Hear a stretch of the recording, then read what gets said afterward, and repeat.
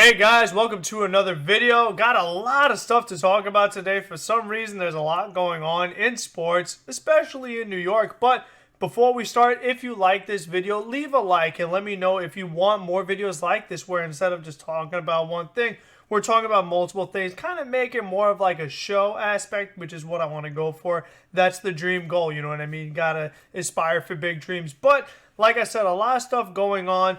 And we're not going to do it in any particular order. Let's just start with Luis Rojas for my Met fans out there. And in the video I made about Carlos Beltran stepping down, I felt that Luis Rojas was going to be the next guy. I mean, let's be honest here. The whole idea for the Mets of somebody not being in the first round or second round of interviews that they had the first time they were trying to get a manager this offseason, for them to choose someone that wasn't being interviewed for that original opening, I think that would have been really odd and would have not made a lot of sense.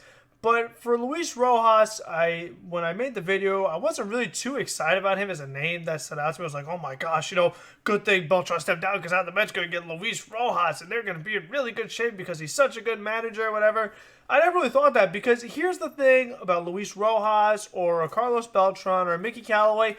Still no major league experience, and I'm not crazy about that. I mean, if it was up to me and a lot of other Met fans, we do want experience. I mean, like, you don't want to step into a job that you're going to be the leader of something and you never really done it before. Yes, he's done it in the minor league level and different affiliations, whatever. He's had a lot of roles as a member of the Mets organization. But still, the particular job of major league, when you have the bullpen and the lineup and there's so much pressure and everything, it's a different element. And you know what? The other big problem is that it is New York. And Luis Rojas, I mean, he's going to be under some pressure because here's the thing is that the Mets team, it's not that bad on paper. You know what I mean? Like, there definitely is talent on this roster. That's what made them so exciting in the second half. And that's why if you're a Met fan, you would like to be optimistic about the roster they have, but you just know that for some reason, there's always a way that things go wrong. The slumping of offense and the inconsistencies of pitching and the bullpen disasters that we have seen year to year, it just makes it very hard to count on this team being a winning team. I'm curious to see what Luis Rojas could do to change those narratives about the Mets. How can he make the hitters not press and be more consistent and not have the dry spell like they did in that weekend series against the Chicago Cubs and the Atlanta Braves in September? I felt like, that really was the crusher of the season because the Mets had a golden opportunity after they have made a great second half run. If they really want to get into the playoff picture and try to snatch one of those wild card spots, those two series were really the opportunity. You know what I mean? Like, you're in the National League. I know you weren't chasing the Braves, and you ended up finishing in front of the Cubs, but you can't pick and choose. If we had some games back against the Brewers and some games against the Nationals, you obviously would have liked to win those, but that's not always necessarily the case. But still, can Luis Rojas prevent something like that from happening? Can he have Diaz and Familia not blow games? Yeah, that would be nice, you know what I mean? If you didn't have these games where it looked like they were in the bag. I mean, I went back to it a lot, but the game against the Dodgers that they blew, they had a big lead. Game against the Diamondbacks, they had a big lead and they blew. The game against the Atlanta Braves where Mickey Callaway pulled Steven Matz out too early, that was a game that really frustrated me because the Mets really should have won that game. And again, it's against the Braves, a team that's given them a lot of trouble. And after them just signing Marcell Ozuna this week, the Braves, they're going to give them trouble again. And the Atlanta Braves, they're going to win the division this season. I mean, that is my prediction. I don't think I'm going out on a limb here. You know what I mean? The Braves, they've been the team that's been winning the division the past couple of years. You want to talk about young talent and just having a talented roster in general, the Atlanta Braves have that. And Marcell Ozuna down here with the Cardinals, but for some reason, even if he doesn't have an amazing year like he's supposed to, the big-time player that the Cardinals hoped they were getting after he had left the Miami Marlins with the trade after Jeter trying to get rid of everybody. And we're going to get to Derek Jeter later in his Hall of Fame induction. It's just that, like, for the Mets, you don't want to have these other big-time losses. I mean, the game against the Washington Nationals that they blew when DeGrom had the big lead and Trey Turner's making mistakes and what have you. Like, you hope that those things won't happen anymore, that the manager would go to the right pitches and not go to a Luis Avila or go to a Paul Sewald. You don't want to find yourself in that kind of predicament again. The other issue that I have is that in certain scenarios, there's only so much that Luis Rojas can do because if he's not given much talent on the roster, I mean, sometimes you have to go to a Daniel Zamora. You have to go to a Paul Sewald or a Drew Gagnon. You know what I mean? Like, you don't really want to do that. That is not the ideal plan. You would like to go to a Betances and you like to go to a Diaz who's supposed to be locked down, and maybe a Seth Lugo, and Jeurys Familia is doing well, and maybe a Robert Gazelman, you hope that those are good pitchers for you, and guys that you can count on. I still would have liked to get another arm. Don't get me wrong. I hate that, Will Harris was out there and Daniel Hudson was out there, especially because he was in the division and he did so well, particularly in the postseason for both of them, as a matter of fact, Harris and Hudson. I know Harris got wear down a little bit when it came to the World Series, but American League Championship Series, Division Series, this guy was locked down. I really would like to add him. But still, this is the bullpen the Mets are going to have to roll with, and I just find it very hard to believe that, all the starting pitchers are going to be healthy and all the relief pitchers are going to be healthy. And you still have to figure in what are they going to do with Michael Wacha, because you have to remember, I talked about it in the Mets offseason podcast, that Michael Wacha in all his interviews, he's like, they brought me here to be a starting pitcher. I'm supposed to be a starting pitcher. But are the Mets going to do a six-man rotation? I really don't see that happening. So is a starting pitcher going to be moved? I'm hoping a Noah Syndergaard. I know it's been a down year for him, so you don't get the best trade value, but still, I feel like you got to get something for him. I really don't believe the Mets can be able to retain him. And, that's going to depend on Steve Cohen. I've said this before also, but the Mets are relying a lot on Steve Cohen. At least Met fans are relying a lot on Steve Cohen in the future to really be the savior and be the guy that's going to go out and get the big free agents. He's going to go sign Mookie Betts when he's available. He's going to re-sign Noah Syndergaard. He's going to give Jeff McNeil and Pete Alonso and Michael Conforto the extensions that they deserve. You know what I mean? Like, is Steve Cohen really going to be able to do all that? I know he's got money.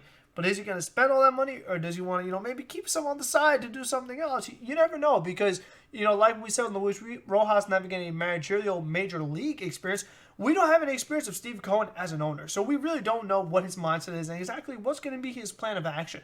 And I found it really fascinating, the report that came out, Mike Puma of the New York Post, this whole idea that, maybe he's going to be watching Brody very closely with this hiring because of this idea that Cohen could potentially fire Brody Van Wagner if Luis Rojas turns out to be a bust, which we still don't know. He might be gone too, and that Steve Cohen is just going to do an overhaul and really change some things up. I think that would definitely be very interesting to happen. And again, I probably would be much needed because, the thing with Brody Van Wagner is I know he's only 1 year in, but not off to a great start. I have to be honest with you. The Cano Diaz trade does not look good as it did at the time. I know some people were not for it. I was for it. I thought it was going to be very beneficial to the Mets. And there's still time for, some things to go right as far as that deal is concerned. But the other things like bringing in Jed Lowry and all these CAA agents and, the missed opportunities, maybe like hiring a Joe Girardi or the other quality players that the Mets let slip away that they were out there for the taking that they did not get. And I just think that for Brody, I don't really find myself thinking of him as a guy that really could evaluate major league talent and makes the right moves and the smart moves. J.D. Davis, that was a good move. But other than that, it's definitely been mixed results. I like they brought in Ramos. That was good. But still, leaving a lot to be desired. Jeurys Familia wasn't exactly spectacular. So it definitely has questions to be answered. And, one of the things I heard is that you could have the concern that maybe Brody Van Wagner will mess up the Mets farm system because of the pressure that he's going to be under from Steve Cohen. That would not be good, you know what I mean? Like, it wouldn't be fair to the Mets fans and the organization in general if Brody Van Wagner just says, well, I'm going to be fired, so I'm going to get rid of all your prospects in the process. You guys are going with me, you know what I mean? Like, that really wouldn't be fair, and I don't know if Brody Van Wagner is in the fairness business.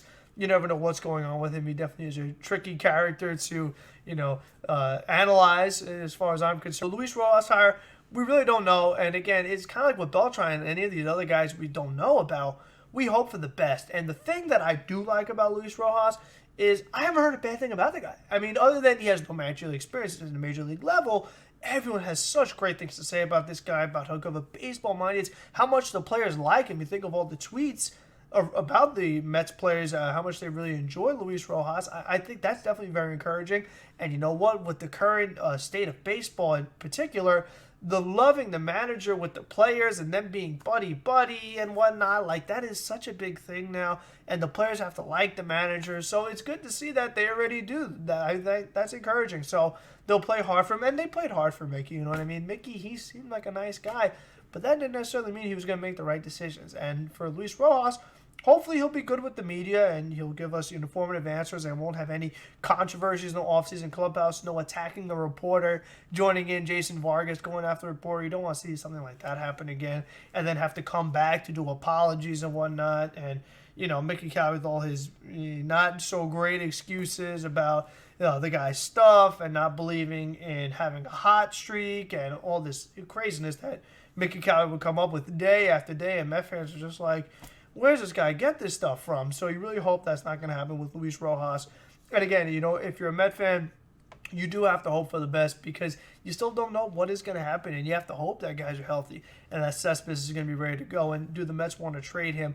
I would say not. I think you have to give Cespedes a try. See what he's got because Cespedes, the reason why he's even back in the first place is because of how motivated he is. And the way I look at it is that a motivated Cespedes is a good Cespedes, and a good Cespedes equals wins for the Mets. And that's really important because the Mets, they haven't won enough games. That's why they have not been in the postseason. You think about it, the two times Mets were in the postseason, 2015 and 2016, Yoenis Cespedes was a major part of that. You look at their record with him and without him, it's pretty drastic. So Yoenis Cespedes, he equals wins. So that is something that is very important, and you do need those wins. So I would try to keep him for now and see what he does, because the thing is that, if Cespedes plays relatively well, but you have your other young guys contributing. You have Brandon Nimmo bounce back, which is really important. You have Michael Conforto. Maybe be a little more consistent, not as streaky. Get the average up. Even if the home runs go down, I'm okay with that.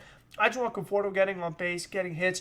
You watch Jeff McNeil, if he's having a 300 average again, and J.D. Davis is having a 300 average again. And all of a sudden, the Cespedes trade is a little more doable because you have replacement options. You don't want to just trade Cespedes away, then all of a sudden Brandon Nimmo's not that good again. So I really don't like that. And the other thing, since we are on the topic of the Mets and we're talking about a lot of stuff here, the idea of trading Brandon Nimmo for Starling Marte, I have to be honest with you, I'm very torn about it. Now, if you remember in my 2018 offseason podcast, I talked about how Brandon Nimmo is one of my favorite players on this team. I really do like Brandon Nimmo. I like his kind of player. I like that he's hard-nosed. He hustles so hard. He's a good guy. He loves the team. He's he's a team player. And he's a guy that you easily could root for. I just think that, getting on base is really important, especially in the modern era of home run or nothing. And you think of stranding runners on base and how when it comes to the playoffs, it's about getting the big hits, driving in those runners, getting on base for the other players. And Brandon Nimmo does all those things. He has speed. What I don't like is that Brandon Nimmo's center field defense is not as good as I would like it to. His range is okay. He does have good speed, but his arm is not the best. And that is why Starling Marte, in theory, should be an upgrade in center field, which would be one of the main things that you're focused on, because the Mets have not had a true center fielder since Carlos Beltran, you know what I mean, as far as two-way player, because Juan Lagares, even though he won the Gold Glove, guy couldn't hit a lick. That's why he's currently a free agent and why the Mets won't retain him and why he never could have been a everyday guy for the Mets even while he was with them. And then you had Cespedes in center field. No, he's not a center fielder. You had Granderson in center field. He's not a center fielder. He's too old. You have Michael Conforto in center field. He's a corner outfielder. You have Brandon Nimmo in center field. He's a corner outfielder. So the Mets have not had a true center fielder. And the thing that concerns me about Starling Marte, there's two reasons why I won't do it. Number one, Brandon Nimmo still does have potential, and that's important because he is young. Number two, the numbers say, even though I'm not the biggest analytics, sabermetrics, all this stuff, the numbers do say that Starling Marte is declining, and he is in his 30s, so he's not going to be a premier center fielder defensively much longer. So that is something that worries me, because the whole reason why I get him is to have a true center fielder, and I don't know if I'm really going to get that with Marte anymore. And you know what? When he's in his 30s and he almost had the 300 average last year, it's hard to follow that up, especially when you're a team like Pittsburgh that, no one's really watching that much. They're definitely rebuilding. Pittsburgh Pirates have had a lot of struggles. So Marte wasn't really under a lot of pressure. We don't know how he would be in a pressure situation like being the center fielder of the New York Mets, especially if Brandon Nimmo tears up in Pittsburgh. So there are, pluses and negatives to it. So all in all, I think you just have to wait it out and you have to see what happens, because maybe you could use Yoenis Cespedes in another trade to get a different outfielder or another position that you might need, because you never know what injuries come up and what guys regress and what guys improve during the course of a major league season. You really can't predict it. So you never know if something may pop up. We're like, maybe we could trade Cespedes for this, or trade Jed Lowry if he ends up being healthy and gives you production. And Dom Smith, we haven't talked about him that much. Is he going to be traded? Because as a left-handed hitting first baseman who's not a great defensive left fielder, it's going to make it pretty tough to have a spot for him. And that's disappointing, because Dom Smith, he definitely showed his improvements. So we'll see how all that works out. But next, Since we're on baseball, let's talk about Derek Jeter as he was inducted to the Hall of Fame. I know, surprise, oh my gosh, alert, alert. Derek Jeter got to the Hall of Fame, big deal. You know what I mean? But the main story was the whole idea of him not getting the 100% on the ballot. And you know what? Yankee fans are pretty perturbed about it, to say the least. You know, they want their guy to get the 100%. And I understand that because Derek Jeter, he deserves 100%. And the way I look at it is, you know, yes, they're over here. Yes, I am a Mets fan. You know what I mean? So I'm not exactly the most guy that you could trust as far as how Yankee fans should feel. But the way I look at it is that if my guy is a first ballot Hall of Famer, to me, that's equivalent to 100%. When you're a first ballot Hall of Famer, that means you're a lock. Yeah, and everybody knows Derek Jeter is a Hall of Famer. You can't say he isn't. You have no criteria. You have no defensive metrics or WAR, anything you can give me that say Jeter is a Hall of Famer. So I do think that's really silly. And the thing is that, like, when you have so many writers on that ballot, which they do for the Hall of Fame, you're bound to get one guy that wants to go away from the pack and be like, oh, watch this, I'm not going to vote for Jeter. He's not going to get us 100%, ha, ha, ha. And the guy's anonymous, which, you know what, that's up to him. If he has a thing against Jeter, he does. And it's unfortunate to Yankee fans. It's unfortunate to Derek Jeter because he is a 100% Hall of Famer. But that's not something that I would really go crazy about and make a major story about. You know, it's good for the Yankees. You know, Mariano got the 100% last year. It would have been nice to get the two Yankees to get it. I understand it. But still, you know, Jeter is a 100% Hall of Famer. So you don't need some writers to tell you that because you know that. If you watch the sport enough, if you're a Yankee fan and you saw Jeter do all these great things, all the World Series the Yankees won, all the accolades he had, how consistent he was both offensively and defensively, and his character on and off the field. What is there not to say about how great Derek Jeter was? And this coming from a Mets fan who couldn't stand watching Derek Jeter torch the Mets and just be this really good player. It's like, I wish we had him, you know what I mean? With all the struggles the Mets have had. They don't have the World Series that the Yankees have won and what have you. So the Jeter thing, it's definitely a good moment for him. And again, he joins Mariano. To me, he's 100%. I wouldn't worry too much about that. Next thing, since we're talking about, you know, loving our New York players, our guys that have been legends in this city, have done a lot for us, Eli Manning deciding to call it a career and is retiring. This is something that was really interesting because of how many years, you know, the past few years, people have talked about, do you move on from Eli? Do you get another quarterback? And it's been such a debate because Eli has been so loved for what he's done for the Giants in the past and winning those 2 Super Bowls. And that's something that's really important because we can get into the Eli Manning Hall of Fame debate. We just talked about Jeter. And the thing about Eli Manning is that his numbers, they don't blow you away. You know, he wasn't the guy that had a bunch of passing yards and a great touchdown to interception ratio and won a lot of games. It's unfortunate that the Giants were so bad these past few years. His record ended up being 500, and it really should have been above 500. But the thing that will make Eli Manning, to me, a Hall of Famer or like a New York legend, like if you had a New York Sports Hall of Fame, Eli Manning is definitely in there. Obviously, he won you those championships, but he was also the MVP of those championships. He also played so well in those championships. You know, it was rightfully so the MVP. Eli Manning, he made so many big plays, and you know, they want to say it's miracle catches, what have you, whether it's Tyree or Manningham or whoever it was. Eli Manning, he still made the plays, and he wasn't going up against a cupcake team. I mean, this was the New England Patriots. The first team was an undefeated team, which really shocked everybody.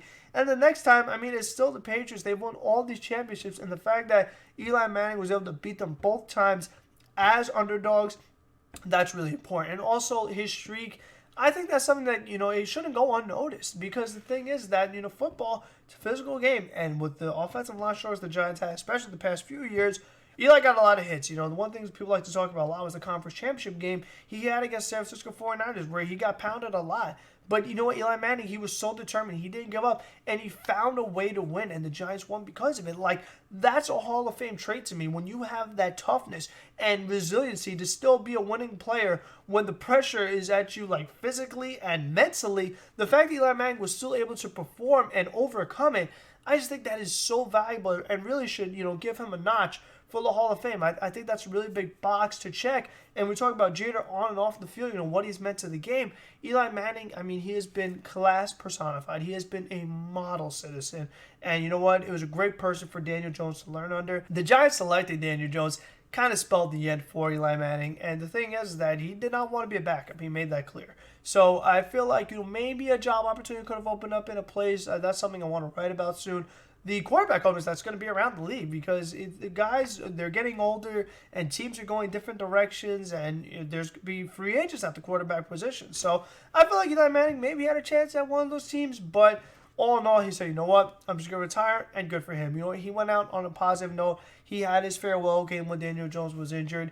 And to me, like, I don't think he's going to be first ballot. He's not going to be 100% vote like the way Jeter should have been. But I think eventually he should get in, which has been the consensus from what I've seen. It's definitely a debate. It's not a no doubt he is a Hall of Fame. No doubt he isn't a Hall of Famer.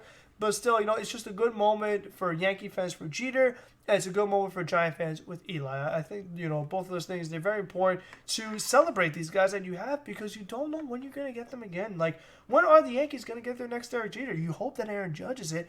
When Giant fans going to get their next Eli Manning? You hope that Daniel Jones is that guy. You can't always take him for granted, because a team like the Nets or the Mets, they don't really have too many legends that, you know what, they're going to the Hall of Fame and they brought them championships where they could appreciate them like the way the other fan bases have. So I think that is something that is really important. And to get to the Nets, they wrapped up a game against the Los Angeles Lakers and it stunk. You know what I mean? Like, the Nets, they lose 120-113. Disappointing, because when it came to the third quarter, the Nets were down by a point with under a minute to go in the third quarter. But you know what? It's obviously the crushing blow was that Jared Dudley 3 points in the third quarter. That really stunk, especially the way he stuck it to the fans in Brooklyn. You know, here's a guy that the Nets had last season.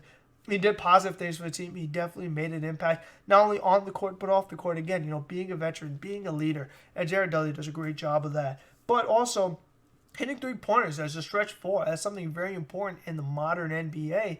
And the Nets decided not to retain him. He goes to the Lakers, and you know what? He stuck it to the Nets. And I'll tell you what, the Nets could still use Jared Dudley. I'm not saying that if the Nets had Jared Dudley, they wouldn't be on this horrible skid that they've been on, losing game after game. They had the big losing streak, win a game here or there, but for the most part, it's been a lot of losing these past couple of months. And you know what? There's no excuse. There's been a lot of controversy surrounding Kyrie Irving and his play on the court and not being on the court. The Kyrie Irving comments that he's made off the court about the team is not something that you want to see if you are a Nets fan. You want the team, you know, to really like each other and be together, be an actual team, you know, I mean, close.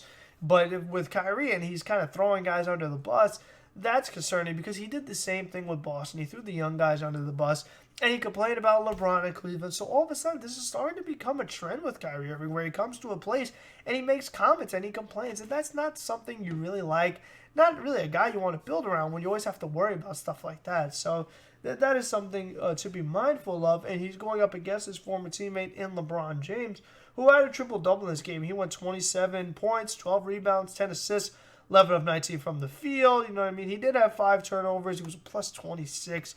So LeBron is still LeBron, you know what I mean? He's still a legend, and he's had a great year. I think him having 11 assists and leading the league, that should not go unnoticed either. That's a big thing, because you know what? When you're a player who's considered one of the greatest of all time, for you to change your game and not be the main scorer, but now be the main facilitator and be able to average 11 assists and have your team be the number 1 seed in your conference and just do it at the snap of a finger, you go from being a scorer to a distributor. And obviously LeBron still gets his buckets. He still averages over 20 a game.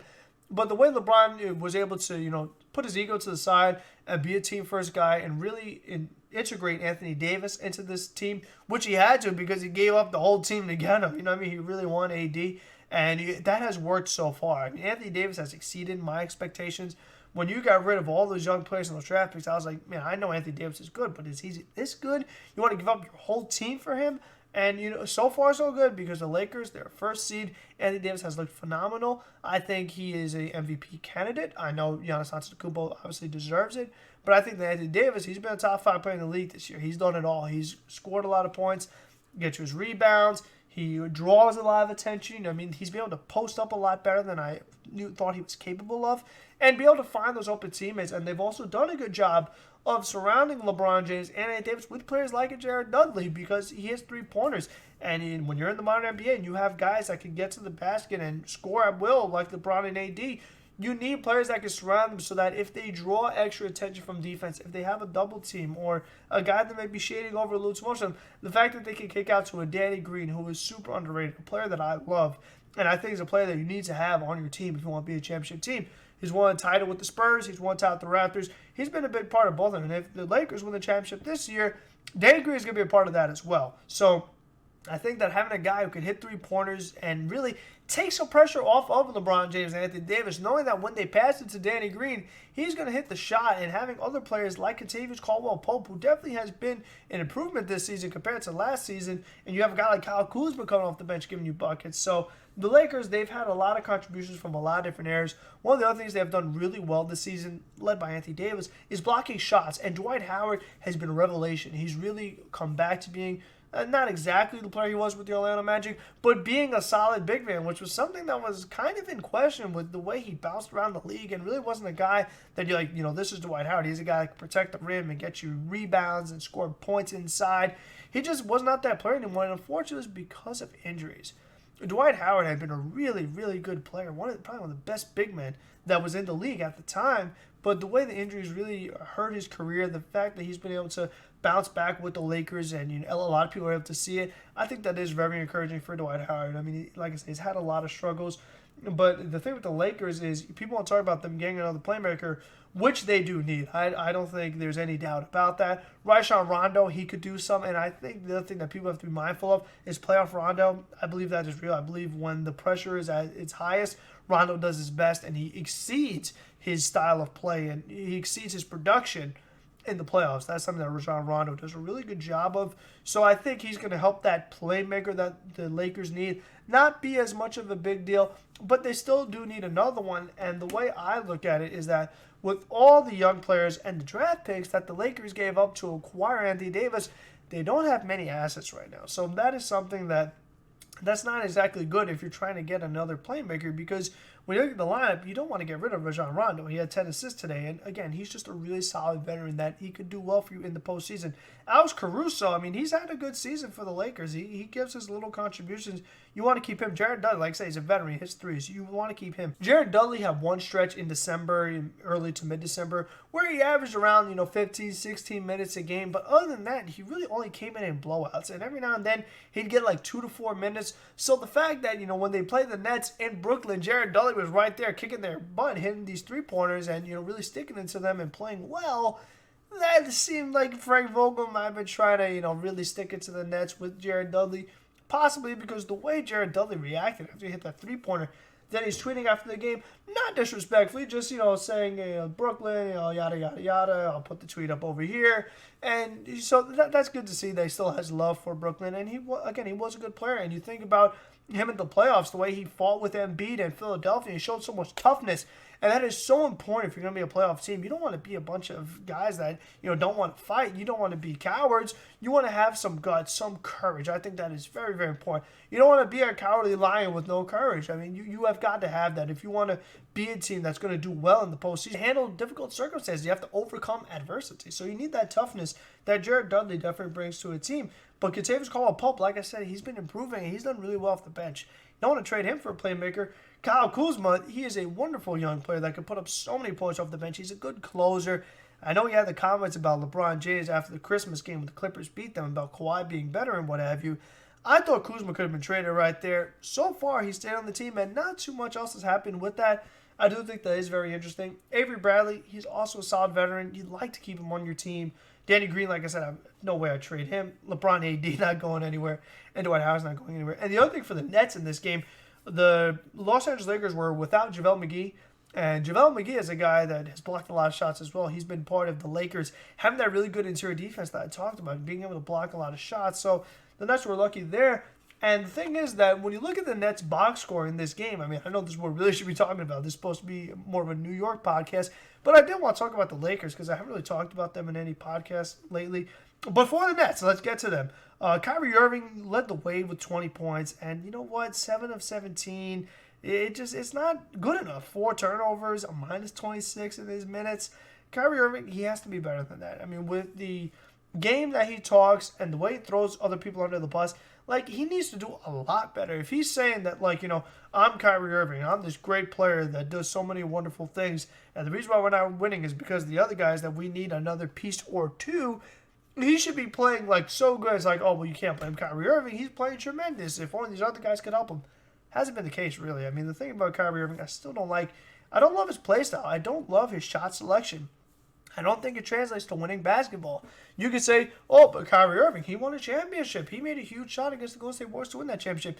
He sure did. But guess who he had? LeBron James. LeBron James, who has won titles without Kyrie Irving, and probably will win another one without Kyrie Irving after he's not his teammate anymore. So I don't think that, Kyrie could get that much credit, but he does deserve credit. You know what I mean? Like, LeBron doesn't win that particular title without Kyrie Irving. But still, I just think that LeBron, he's not exactly the best example because he throws people under the bus as well. So maybe that's where Kyrie got it from. But still, I do think he needs to play better. And the other problem is that he's not going to change his play style. He is an isolation guy. And the thing that I'm getting a little worried about is that once Kevin Durant comes back, number one, we have to hope that Kevin Durant is the right guy. You know what I mean? We have to hope that Kevin Durant is the guy that he was prior to the injury. One of the best players in the game. This 7-foot scorer that can score from anywhere and has a handle and all the other accolades that you can give Kevin Durant with the particular skill set that he has that is very unique to NBA players.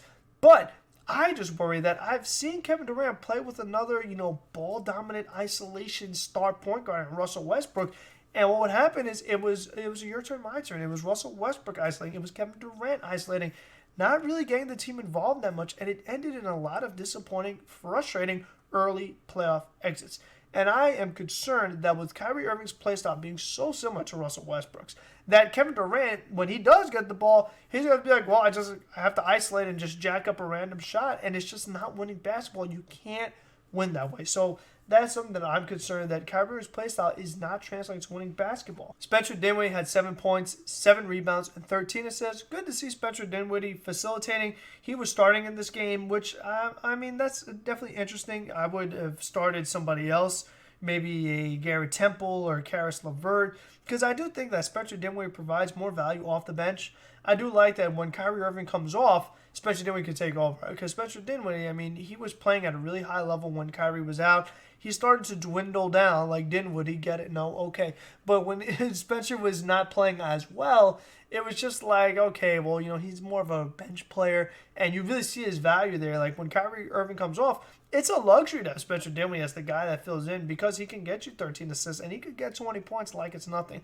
Like I said in my last Brooklyn Nets podcast, I wish his shot selection was better, too. I wish he wouldn't miss so many free throws and take so many three-pointers because he's going to miss them, which he has. He's not a good three-point shooter. What he does is get to the basket, and again, when he's missing the big free throws, that's a problem when you're a player that attacks so much. Jarrett Allen, 7 points, 8 rebounds, 3 of 8. Kind of a Jarrett Allen game. He's not going to give you too many points, that's what he does. He's just a pick-and-roll big man that defends the rim and gets rebounds. Joe Harris, 6 points, 2 of 6, 2 of 5 from the three-point line. 3 turnovers. I'd like to see better at Joe Harris. He needs to show me that he's more than just a stand and catch-and-shoot three-point shooter.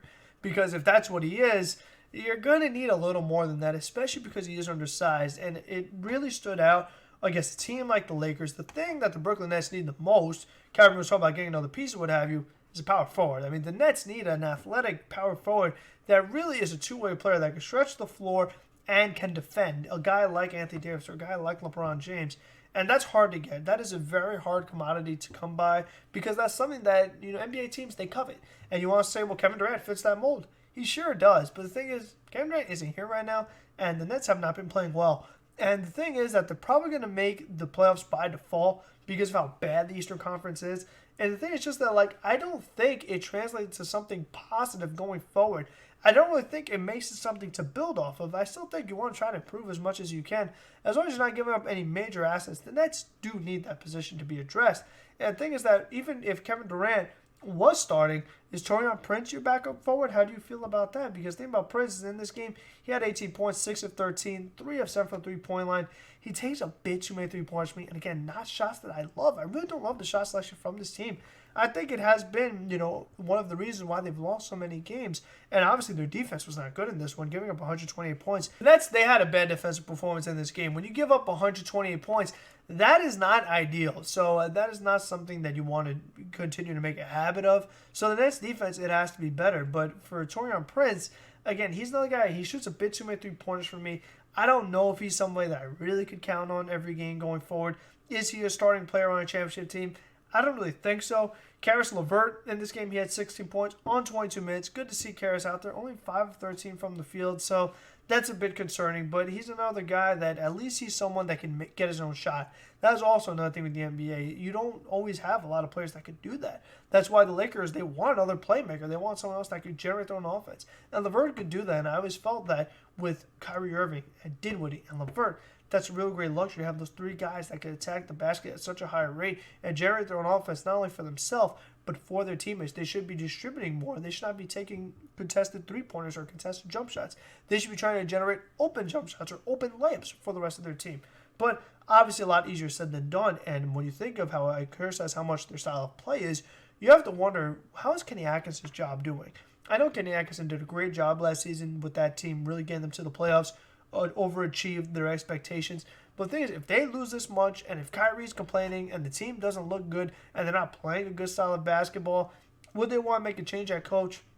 You don't want to overreact yet, but Kenny Atkinson, I mean, he really needs to put his foot down and change the habits that this team is getting into, because even if Kevin Durant does come back, you're not going to win if this is the way you're playing. You're not going to win if you're not playing good defense and you're taking too many crazy shots and missing them. Also, I mean, if you were taking the crazy shots and making them, it wouldn't be as bad. Obviously, it's hard to make that sustainable and something that you'd want to do. But the fact that you are doing it, it's not even working, but you continue to take these crazy shots, that is puzzling to me. You know what I mean?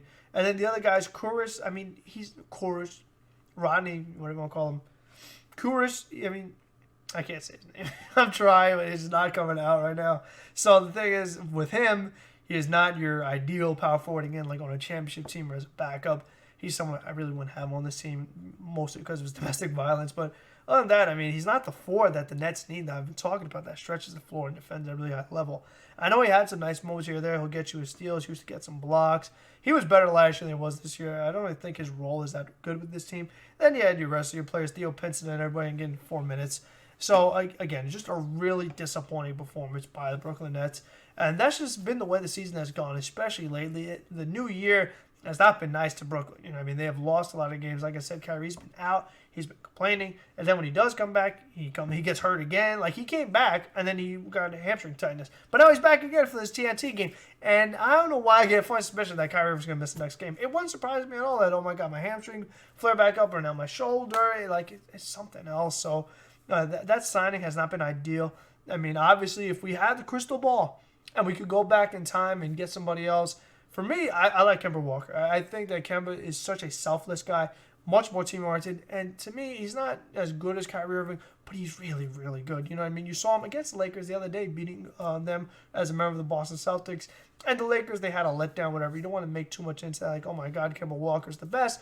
I'm not saying that, but I just think that he's someone that I would like to have instead of Kyrie Irving because of his personality. I just think that Kemba Walker, he takes his crazy jump shots or what have you, but I just think he's more team-friendly. He's not going to throw guys under the bus. And I think he'd fit in with Kevin Durant better. So that's just me. But the other thing you have to be, aware of is the fact that this team, they set it up. You know what I mean? Like Kyrie Irving and Kevin Durant, they came to this decision together and wanted to join the Brooklyn Nets, bring their boy DeAndre Jordan with them, who was out this game. JaVale McGee was out for the Lakers, and then you have DeAndre Jordan out for the Brooklyn Nets. So still, it's not like Kemba Walker and Kevin Durant, teamed up and wanted to make a super team, if you want to call it that. You have all-star players. So it's supposed to be. Has not been that way so far. Obviously, we're still waiting for Durant to come back. But it's just been very interesting seeing how this experiment has worked so far. And again, I'm still kind of concerned. There obviously is more work that needs to be done, not only personnel-wise, but also the way they play on the court. So both those things have got to be fixed if the Brooklyn Nets want to get to where the goal is. And obviously that is to get the big title. That's to get the championship. But hopefully you guys did enjoy this. Again, leave a like. It definitely is a different format, talking about a lot of different things. I mean, would you rather have a Luis Rojas video, a Jeter video, an Eli Manning video, and a Brooklyn Nets recap video? Or would you rather have it all combined into one? Let me know. Anyway, until the next one, have a good one, everybody.